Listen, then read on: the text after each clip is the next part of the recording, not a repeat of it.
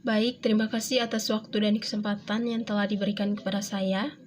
Nama saya Patricia Dagut, kelas A semester 7 Prodi Sosiologi, Fakultas Ilmu Sosial dan Ilmu Politik, Universitas Nusa Cendana Kupang. Video ini merupakan tugas ketujuh dari mata kuliah Sosiologi Terapan. Dalam video kali ini, saya akan menjelaskan sedikit pemahaman saya mengenai buku yang berjudul Masa Depan Identitas dalam Masyarakat Informasi.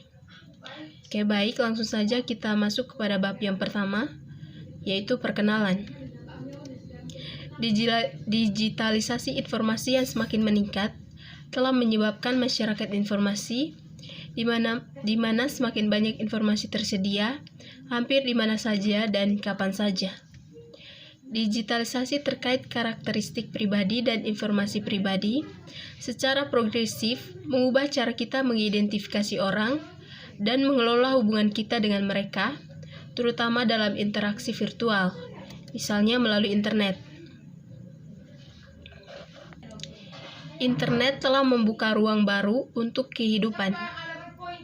Yang disebut identitas virtual sedang dibuat karena alasan keamanan, keuntungan, kenyamanan, atau bahkan kesenangan.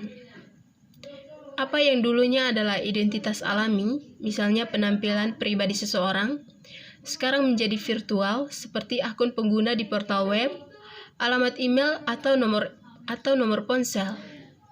Identitas dan paradigma virtual ini kembali ke dunia fisik, menawarkan campuran fisik dan identitas jamak virtual, serta proses untuk menghadapinya. Baik seni baru, fakta identitas tunduk pada beragam bentuk manajemen dalam bisnis, administrasi, dan antar warga. Dalam konteks ini, lebih baik dapat memiliki banyak perbedaan arti. Seringkali tergantung dari sudut pandang masing-masing pemangku kepentingan. Negara bagian dan pemerintahannya mencoba mengidentifikasi warga mereka, sementara warganya menginginkan untuk dapat mempengaruhi identifikasi masing-masing. Misalnya alasannya, derajatnya, prosesnya. Tidak sedikit informasi mengalir di sekitarnya. Dimulai dengan pertanyaan, apakah identifikasi diperlukan atau tidak untuk transaksi atau untuk partisipasi dalam elemen kehidupan tertentu dalam masyarakat. Pertanyaan inti dan seringkali sumber konflik adalah siapa yang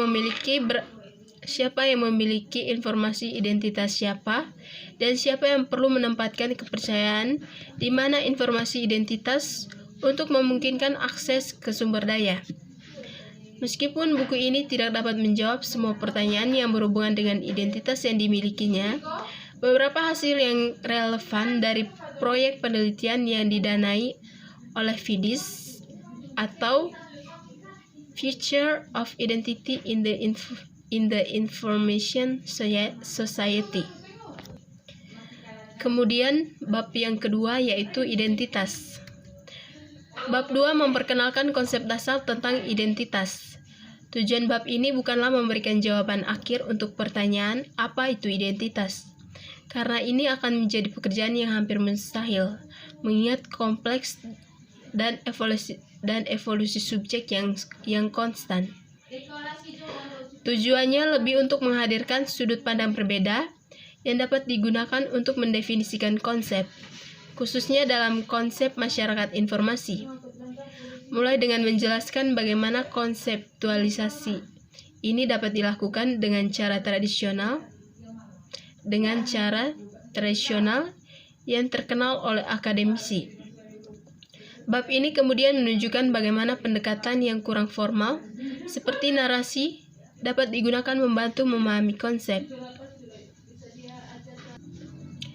Ini juga memperkenalkan bagaimana alat sosial baru mengambil dari web yang dapat digunakan untuk membangkitkan kecerdasan para ahli dari berbagai cakrawala untuk menghasilkan pemahaman yang bermakna dan praktis tentang subjek. Bagian kedua dari bab 2 menggambarkan bagaimana masing-masing pendekatan ini telah dioperasionalkan dengan menghadirkan serangkaian model dan penyajian perspektif skenario dan masalah yang berbeda yang relevan dengan subjek, dan kolaborasi infrastruktur pengetahuan web yang digunakan di FIDIS untuk memfasilitasi konseptualisasi identitas oleh sekelompok ahli. Kemudian bab yang ketiga yaitu orang dan identitas virtual. Bab 3 memperkenalkan konsep orang dan identitas virtual, menimbulkan pertanyaan, apa itu orang virtual? Untuk apa itu digunakan? Apa nilai tambahnya? Orang mayat terkadang mendeskripsikan bentuk-bentuk baru identitas dalam game online.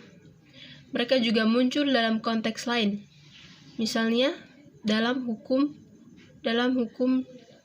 utama. Dalam pekerjaan FIDIS, konsep orang mayat telah diperluas untuk lebih menggambarkan dan memahami bentuk-bentuk identitas baru di masyarakat informasi dalam kaitannya dengan hak, tugas, kewajiban, dan tanggung jawab orang virtual seperti entitas virtual lainnya ada di dunia maya. Koleksi dari semua entitas yang merupakan produk dari pikiran atau citra bangsa. Dunia virtual memungkinkan deskripsi terpadu dari banyak konsep terkait identitas yang biasanya didefinisikan secara terpisah, tanpa mempertimbangkan kesamaan mereka, yaitu nama samaran, kategori, profil, badan hukum, dan lain-lain. Sistem hukum memiliki pengalaman panjang dalam menggunakan entitas abstrak untuk mendefinisikan aturan, kategori, dan sejenisnya, untuk mengaitkan hak hukum, kewajiban, dan tanggung jawab persaudaraan dengan orang yang dianggap sebagai contoh entitas abstrak ini di situasi tertentu. Model yang dikembangkan dalam FIDIS dan dijabarkan dalam bab ini menggunakan konstruksi serupa. Juga konsep orang maya dari perspektif badan hukum dan kepercayaan dalam terang orang maya dieksplorasi. Kemudian bab yang keempat mengenai identitas teknologi canggih dan baru. Bab 4 menganalisis identitas teknologi canggih dan teknologi baru. Perkembangan teknologi tidak dapat disangkal telah merasuki setiap aspek kehidupan kita, dan cara-cara kita sekarang menggunakan informasi terkait identitas tidak luput dari dampak perubahan ini. Kita semakin terpanggil untuk mengadopsi teknologi baru, biasanya lebih melalui gasi daripada pilihan berfungsi dalam masyarakat sehari-hari, dan dengan era baru. Kenyamanan yang ditimbulkan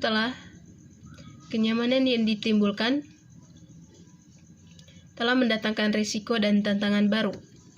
Bab 4 membahas akar teknologi dari manajemen identitas dan sistem yang digunakan untuk mendukung aktivitas ini.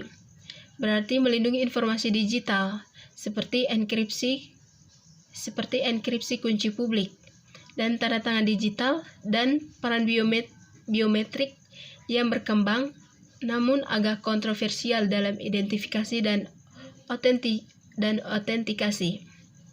Mempertimbangkan landscape teknologi terkait identitas yang telah berubah, bab 4 mengeksplorasi lebih jauh teknologi jangka menengah, termasuk radio frequency identification yang baru-baru ini muncul di depan kesadaran publik.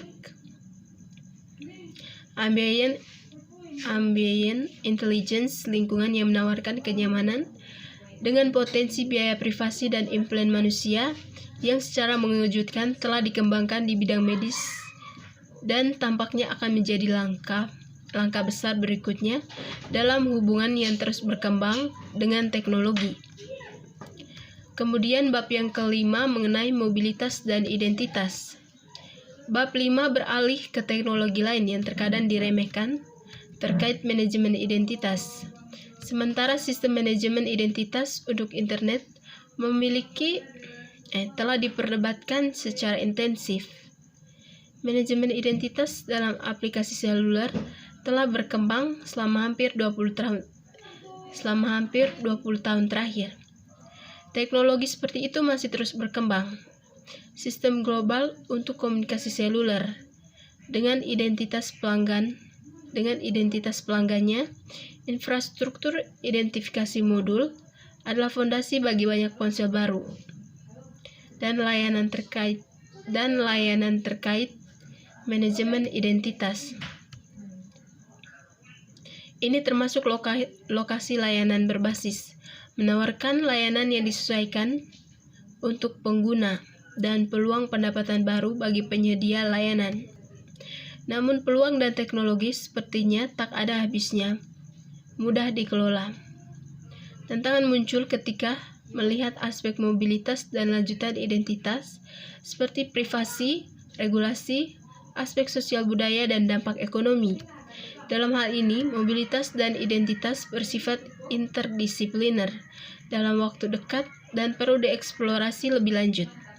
Dengan belajar dari berbagai bidang tantangan, sistem komunikasi seluler baru dapat dibuat memungkinkan lebih banyak penyediaan layanan yang menjaga privasi dan penanganan seluler yang lebih transparan identitas.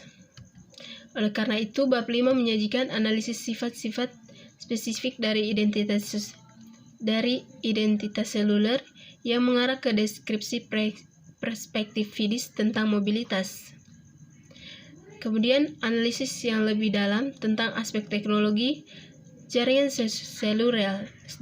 seluler memberikan dasar untuk melihat lebih dekat dari perspektif hukum tentang isu-isu tersebut sebagai perlindungan data, perspektif sosiologis dan ekonomi, sebuah pandangan tentang tantangan masa depan mobilitas dan identitas. Menyimpulkan bab ini, salah satu aspek kunci dari pengelolaan identitas yang efektif dan efisien adalah interoperabilitas. Sekian dan terima kasih.